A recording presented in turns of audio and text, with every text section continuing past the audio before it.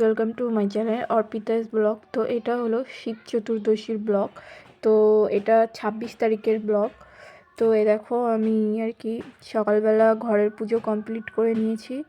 এরপরে যাব আমরা গারাপুতা মন্দিরে জল ঢালতে। দিনের বেলা আমি রাত জেগে উপোস করিনি, ওই একবারই বাবার মাথায় জল ঢেলে এসেছি, আর বাড়ি এসে আরেকবার ঢেলেছি, মানে 3বার ঢেলেছি। সকালে একবার, আর দুপুরে মন্দিরে গিয়ে, আর রাতে রাতে বলতে সন্ধ্যাতে ঘরেই ঢেলেছি। তো এদিকে আমি আর দিদি যাচ্ছি জল ঢালতে। তখন প্রায় 3টে বাজে। আমরা বেরিয়ে গেছি, আমরা দুজনেই যাচ্ছি। যাওয়ার কথা ছিল অনেকে, কিন্তু ওরা পরে যাবে বলে তো আমরা বেরিয়ে গেছি। পাপাকে আর নিইনি, পাপাকে বাড়ি রেখে গেছি। আর এইটুকু হেঁটে যেতেই কষ্ট হয়ে যায়, আরও খালি পায়ে যায় তো, মানে রাস্তা মোটে ফোরাতে চায় না।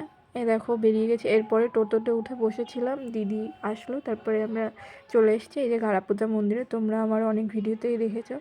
তো মন্দিরে মোটামুটি ভিড় ছিল, এর আগে নাকি অনেক ভিড় ছিল, আমরা যখন আসি তার আগে অনেকটা ভিড় ছিল, কিন্তু আমরা যখন গেছি তখন মোটামুটি ভিড় ছিল। কিন্তু অন্যবার পুজো দিয়েছে অনেক দেরি হয়েছে, কিন্তু এবার অতটা দেরি হয়নি, তাড়াতাড়িই হয়ে গেছে।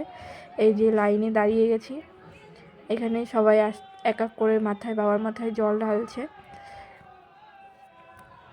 তো আমরা পিছনের দিকে ছিলাম, তো আমি এদিকে লাইনে দাঁড়িয়েছিলাম, আমি ভিডিও করছিলাম আর কি। আর ভিডিও না সেরকম ভালো করতে পারিনি, কারণ বুঝতেই পারছো যে পুজো দেবো না ভিডিও করব। আর মোটামুটি ভিড় ছিল, একেবারে যে ভিড় ছিল তা না, মোটামুটি ছিল, এবার তারাও তো পুজো দেবে। এদিকে আমি পুজো টুজো দিয়ে এই যে বেরিয়ে গেছি, বেরিয়ে গিয়ে এদিকে দাঁড়িয়েছিলাম।